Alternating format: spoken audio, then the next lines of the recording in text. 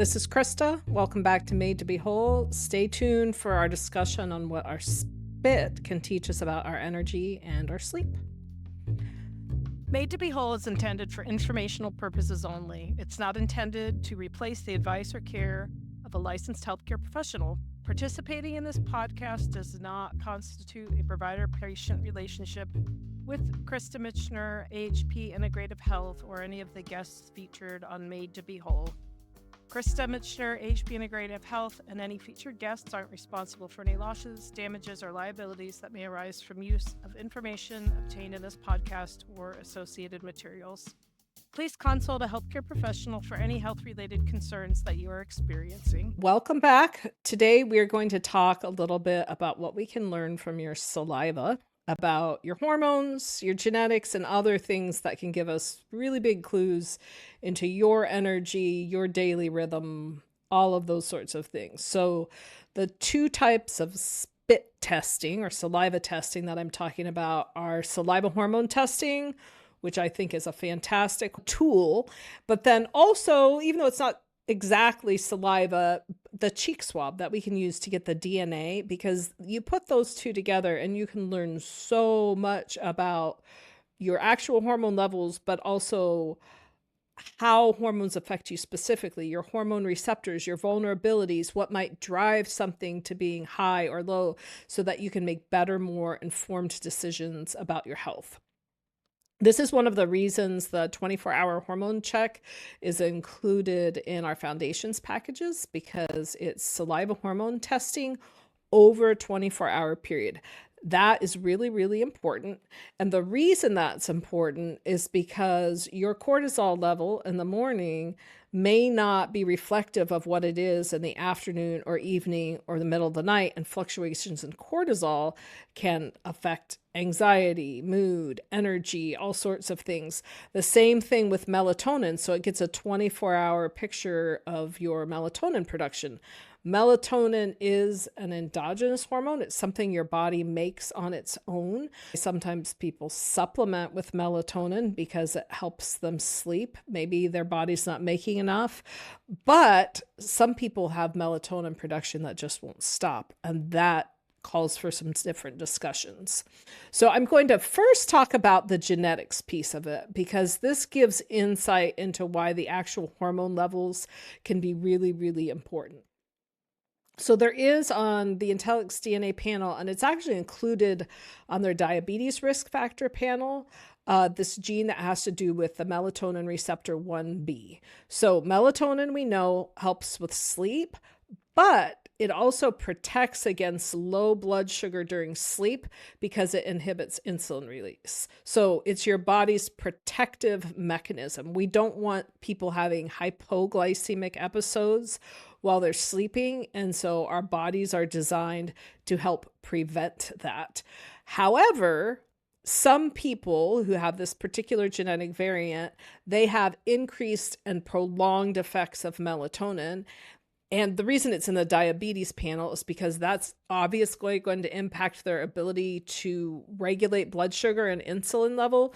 So they might be the person who's diabetic and always has a high morning blood sugar, even though they've been fasting, and it just drives people crazy. But really, it's just something genetic. But think about what that's also going to do for your energy. So I saw abnormal saliva results before I was introduced to the genomic testing and could see what was driving that. The first person I saw really abnormal saliva results was actually my oldest son. His melatonin levels are sky high all day long. I mean, really, really high throughout the day. So even in the middle of the day, his are 3 or 4 times higher than somebody should be in the middle of the night. Well, that explained why he was fatigued, but then you're still scratching your head going, but why is this? What's going on to drive this pattern? Well, when we found the DNA testing, we found that he and my husband have 2 copies of this gene. I have 1 copy of it. So Daniel got my 1 copy, and then obviously one of Eric's, my husband's. But when you have 2 copies of the gene, you're going to be much more impacted by that. So you are going to have more profound hypermelatonemia. I don't know if that's even a word, but it should be. That's the condition, the high melatonin. You're much, much more vulnerable to that. So what do you do about it? So I'm going to talk about that from an energy perspective, but then also because it affects diabetes so much. One of the things you can do is intermittent fasting. You're going to be someone who is going to benefit pretty quickly from intermittent fasting. And I think it's interesting because before I found out this genetic piece of it, Daniel and Eric both used to make themselves eat breakfast because, we were taught breakfast is the most important meal of the day, but they always hated breakfast. It didn't make them feel good. They just did it because they had to, but they just didn't feel good.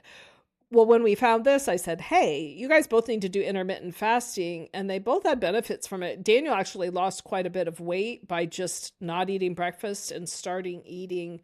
Eric starts at 11, I think, and Daniel at 12.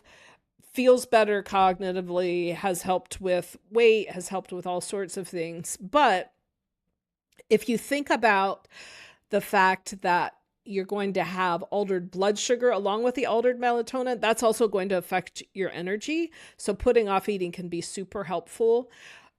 Getting enough sleep, if you have this gene, is even more important. It's going to help your body be more aware of when you're full and when you're not. Knowing that even if you have disrupted sleep, if you've got two variants for this, melatonin supplementation is not the way for you to deal with your insomnia.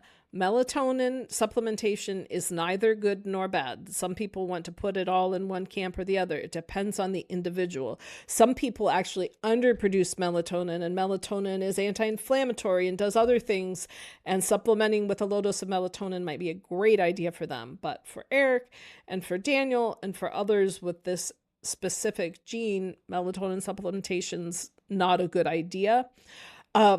Getting one of those continuous glucose monitors, even for a period of time, could be really, really helpful because you could figure out more specifically what physical experiences, fatigue, brain fog, pain, correlate with what blood glucose levels, and you can get a much better sense of what you need to adjust in your diet to prevent those high and lows. And just using them for a couple of weeks a year, just to get that snapshot of what's going in, can be really, really helpful. You don't have to have it for life. It's difficult to get insurance to pay for it, even for some of our patients with diabetes. So if you don't have diabetes, you just need to find one of those self-pay options, and you could do it periodically. A really, really good question, though, is what can I do to offset this? I don't want to be making high amounts of melatonin at 10, 11, 12 in the morning. What do I do about it? The great question. There's a couple of different options. One thing I would bring up is you want to make sure that you are planning for enough sleep. Even if you don't have this gene, getting 4 hours of sleep a night or 6 hours for most people is still not adequate at all.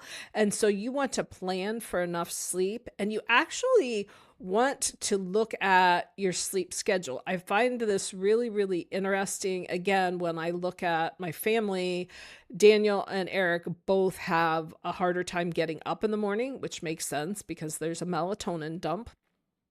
And there's actually an interesting article called Impact of Common Diabetes Risk Variant MTNR1B on Sleep, Circadian and Melatonin Physiology. So the risk of type 2 diabetes is actually impacted by abnormalities of sleep quantity and quality, your circadian rhythm, and melatonin regulation. So when you've got this genetic variant and you've got increased fasting blood glucose, increased risk of type 2 diabetes, but the question these researchers posited was, does the sleep itself impact diabetes risk?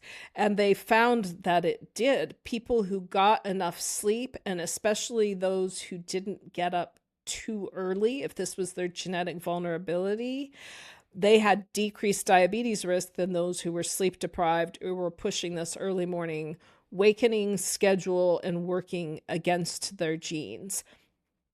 So being cognizant of that, I think is really important.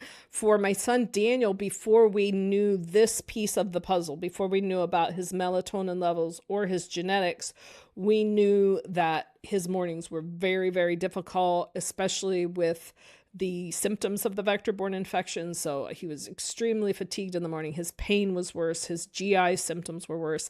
Everything was worse. He made it through high school and was being a little self-deprecating and feeling like, how am I ever going to function in society when it's so hard for me to get up out of bed and function in the morning? And I remember telling him, Daniel, not everyone has to work a first shift type schedule. Not everyone has to have a job where they have to be at work at 7, 8, or 9. Why don't you look for something that suits what your body's able to do? Because I'm telling you, there are people out there who love working early and people who hate working afternoons and evenings, but they're jobs that need done 24 hours a day. Let's find one that suits your body. So he actually, for a while, right after graduation, had a part-time job working in a school cafeteria over lunch. He was a caregiver for adults who were homebound, and he started work at 4 p.m., I believe it was, with that schedule. And is that lazy? No, that's just adjusting to you and your body, and you're still filling a need. So keeping that in mind and knowing that about yourself, don't beat yourself up. We need early risers. We need late risers. We need it all. It's okay. Things need done all the time. The most important thing is that you're getting adequate sleep, because that's important for everyone. And then figuring out, can you adjust your lifestyle and your expectations so that the timing of that sleep works best for you. Another thing that you can do to trick your body or train your body into slowing down this melatonin production and then producing more of serotonin and other things that we need to be awake and alert and to function is using light. So it used to be that light had a much bigger impact on everyone's everyday life. You know, you woke up and went to bed based on the sun. For centuries and millennia, you had very limited indoor light available at night. So you might have a candle or a gas lamp, but that's not something most people are going to stay up all night reading by candlelight, eye strain, whatever. You just went with the seasons and you slept more when it was darker. And when there was more light, you were up more. So using light to manipulate and offset that is really, really great. If you're someplace where you have a porch or someplace where you can just be outdoors, go on a walk, sitting outdoors early in the morning in natural light is very, very helpful. But there are also these sunrise alarm clocks or dawn awakening lamps or dawn simulators. They've a lot of different names, but basically you set the alarm clock and it will start slowly releasing light, simulating the sun coming up, and you're having it positioned so that the light is affecting you to help ease your body into waking up more easily and to help turn off melatonin production and to turn on the production of the things that are going to help you function more. So that is a great intervention. And I love anything that you can pay for once and use in perpetuity. I would much rather someone use that than use a stimulant to wake up if that's going to be effective for them. So the saliva hormone test that we use looks at your melatonin levels throughout the day, and it can have a big impact on your health. Next, cortisol. Cortisol can be checked different ways. You can do a blood or serum cortisol level, but that has some real limitations because cortisol also has this circadian rhythm. Your cortisol should be lower at certain times of the day and higher at certain times of the day. There should be variations. And so taking your blood at a single point of time could give us some insight into what's going on, but not necessarily enough. Is it possible for me to write a lab order for you to go to the lab or the hospital 4 or 5 or 6 times in a day to have your cortisol drawn at different times? It is, but that's pretty impractical for most people. So having this saliva cortisol test is just a fantastic option. And the graph that we get with those results is also very, very helpful. So what it will show us, we get the levels, but I like pictures. I think they're helpful. And I like seeing the graphs that show me, okay, this person, their cortisol is actually kind of like dead center where it should be, but oh, wow, we have a spike midday. I see a lot of cortisol spikes from this 3 to 5 p.m. window, and a lot of people who get this test back. Cortisol, you don't want to have it too high or too low. It needs to be in balance. It's absolutely 100% necessary to sustain life and function, but the balance of it is huge. So I have some results that I'm looking at for a patient who did the saliva test. And it's interesting, if you look at the graph, they have low morning cortisol, but when you look at it, it's low, but it's not severely low. It's just low. It goes up to kind of high by midday, 3 to 5 p.m., huge spike over the range of what's normal, and then it drops. So if you're looking just at that pattern, my initial response would be, well, let's focus on that high midday cortisol. Let's figure out what is causing that spike and what we can do to offset it. Things that can impact cortisol levels: fatigue, stress, diet, especially if people are snacking on high carb things. Those carbs without the fat and protein to offset it can cause cortisol spikes. Some people who are chronically ill may need to rest or do some stress reduction things. But we also need to look at, for this person, that early low. And one of the nifty little things that can be added on to the saliva cortisol test that I haven't always used, but I'm starting to use more, it's called the cortisol awakening response. So you wake up with a certain cortisol level, and within 30 to 45 minutes of waking up, your cortisol levels should increase by 50 to 75%. Your body needs that surge in cortisol in order for you to get up, get moving, get going. Well, for this individual, even though their total morning cortisol was a little low, what was really alarming is looking and saying, oh my, they woke up with low cortisol, but 30 minutes later, it dropped, and 30 minutes after that, it dropped even more. And they've got this high melatonin. No wonder mornings are absolute torture. No wonder they have a really hard time getting out of bed. Now, another nice thing about this graph is we have a nice clue that can avoid unnecessary testing, because if somebody had a primary cortisol deficiency, if their body was unable to produce cortisol, they would not have normal to high levels the rest of the day. It's just something about that morning piece.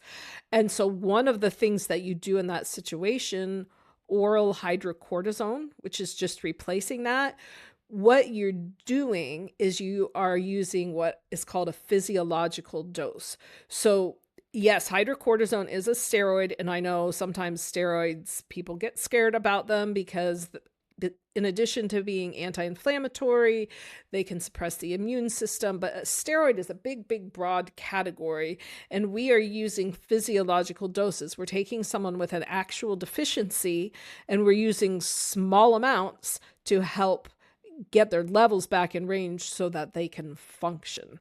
So like with melatonin, hydrocortisone is neither good nor bad. It's just, is it appropriate for this individual? And never, ever, ever, I would say, abdicate your responsibilities to try to get enough sleep.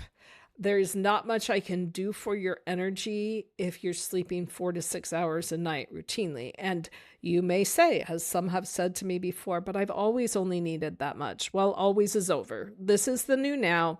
It's not enough, especially if you have a chronic condition. Your immune system is very metabolically active. It uses a lot of calories and energy.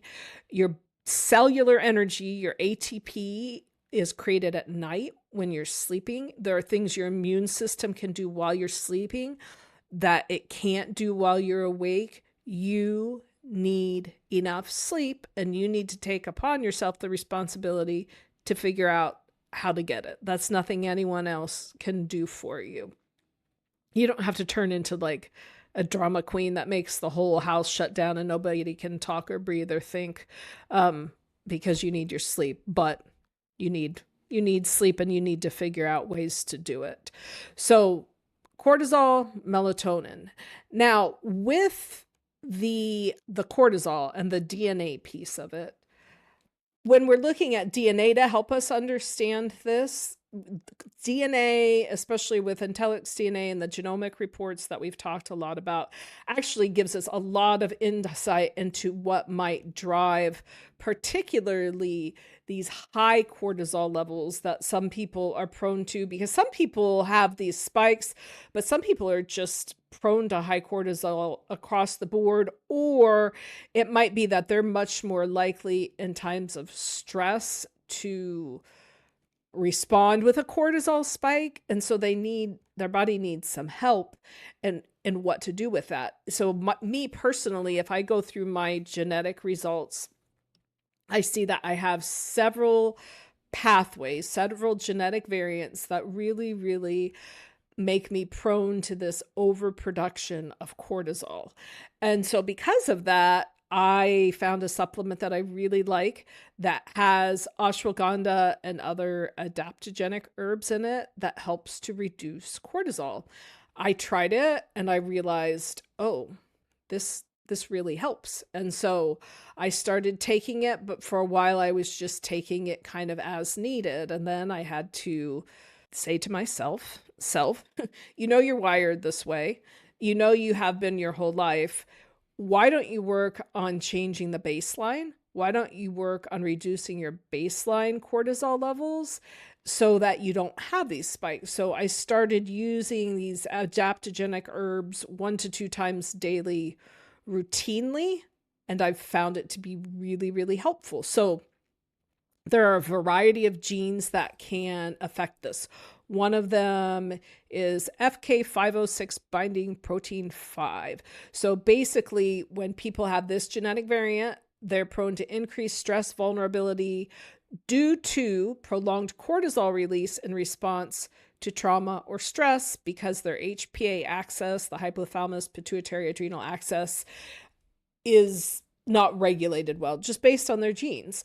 Again, none of these genes are good or bad. They're just facts. And the beauty of this particular test that I rely on, the Intelligence DNA genomic testing, is they include nothing that is not actionable. So everything that you find in there, it's not good news or bad news. It's just news. It's just data that's saying, oh, this explains why I respond the way I do. And if you look at some of the research just on this particular gene that I think is interesting. So when you've got this C allele for this particular gene, and again, an allele is just, you remember, for each gene, there's 2 things that make it up. So it can be heterozygous, you can have 2 of one of 2 choices, or you can have one of each. But when people have this C allele, 1 or 2 copies, it's shown that there's increased neural stress responses in individuals living in cities. And so I wonder for that, if it's just because, is it pollution? Is it noise? I'm not sure. But obviously cities are busier and there are more exposures of different kinds. There's also an increased risk of social anxiety, peritraumatic dissociation, depression, attempted suicide, and other various psychiatric or stress-related disorders, especially when there's early life trauma, because they've also shown people with genetic variants are much more likely to have structural alterations or changes in their brain when there's been childhood trauma. So think about that. If you know 5 people with childhood trauma and they've all had very different responses to it, and it affects them differently now, it's very tempting to say, oh, these 5 people are all the same except in how they've chosen to respond, when in reality there's much more nuance than that. First of all, we don't know their support system. We don't know what other comorbidities there are, but even just looking at this genetically, Some of those individuals may have had more actual structural alterations in their brain in response to their trauma because of their genetic vulnerabilities. So choose kindness with yourself and others when you are thinking about how someone should, quote unquote, should respond if there's a history of trauma. Different things that can aid this genetic pathway. Again, we've got some herbs that can, keeping the vitamin D levels high. CBD can be a great intervention for some people, and it's got a lot of documented beneficial effects for stress and anxiety related disorders. A little side rant on CBD and the efficacy of this genetic test. So they do look at endocannabinoid pathways. So your endocannabinoid system is the part of your body that regulates how you're affected by cannabis, which is your CBD, THC. That's that marijuana family of medications, plants, whatever you want to call them. They're a medicine, but they're a naturally occurring substance that can have some amazing benefits for some individuals. But this can actually help you figure out if you're that person. It can help you figure out, oh, yeah, you're actually going to respond really well, potentially. This would be a good thing. It can help you figure out, ooh, you're actually someone who's much more likely to have side effects or much more likely to have psychosis. I don't think with cannabis or marijuana, it is either good or bad, just like cortisol and melatonin. Is it the appropriate intervention for this person and their genetics or biology or physiology? And then a lot of what affects the impact or the outcome that the cannabis can have on someone does have to do with not only genes, but also source. We can't throw everything into one basket. There's really well-regulated medical cannabis that's very safe and can have amazing impacts on people's health and quality of life. But the guy behind McDonald's selling his pot may not have the same quality of product. So what you get it from is a big, big deal. And what else might be contained in it? The contaminants are what make a difference. But we are big fans of medical cannabis. It's been life-changing for some people in my family, and I think it's a great intervention for the appropriate people. If you want information about how you can pursue medical cannabis, it really depends largely on where you live, because even though it's still federally not accepted, there are a lot of states that have made it legal. So in Ohio, things have changed. I'll speak to that because that's where I live and that's where a lot of my patients live. In Ohio, you now can go to a cannabis dispensary and you can shop there with or without a medical card. The benefits of having the medical card are that it's in the system, you're registered. If you have to be drug tested for anything, like for work, and they make exceptions for medical cannabis, you've got that card registering saying, yes, this has actually been basically prescribed to me. So it could help you in that way. But in reality, it's the exact same products that are available to you. The other things that I've found in those dispensaries to be really interesting, the couple that I've been in Ohio, most of the time the people who work there are really, really helpful, very, very knowledgeable. I guess I shouldn't have been surprised at how calm they all were, but it's a very calm place to go. But everybody was functioning well intellectually. They were really, really helpful when we said, okay, here are this person's symptoms. This is what we're looking for, recommending the right product for the right person. We have to, I think, get rid of some of the stigma that goes around it, because it's a fantastic thing that can be life-changing for some people. It's just, again, using good testing to figure out if you're a good candidate for that. We do know, my husband had a good childhood friend who had cannabis-associated psychosis from use early in adolescence that actually led to violent crimes, including killing 2 people. Completely not his personality, and is obviously devastating on so many fronts, but it's not, in my opinion, because cannabis is evil, but because obviously he was too young, still had a developing brain, I don't know the amount used. We don't know what contaminants were, and we don't know what that genetic blueprint was, because there is a gene that can make some people more prone to psychosis. So even if they do use it, it should be microdosed, like really, really closely supervised and microdosed. If you want to get a medical cannabis card, there are a lot of things that you can do. If you just search online, so in Ohio, OhioGreenTeam.com is one that I thought was very fair and did a great job working through, like, the intake was really, really good. One of my family members used them. They spent a half hour with them on the phone. I think the appointment was only like $150 and included the card. They educated them a lot on their symptoms and which strains would work best for them. We had a super positive experience. But point being, high cortisol, not good. There are a lot of different interventions. Your genes can help you figure out which interventions are most likely to be effective for you, and if there are interventions you can avoid.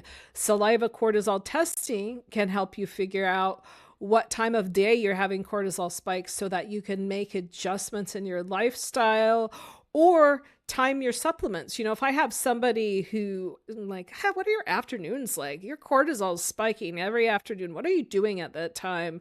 See if there's anything we can change what we're doing, but we can also be preemptive and say, oh, you're having high cortisol during that time.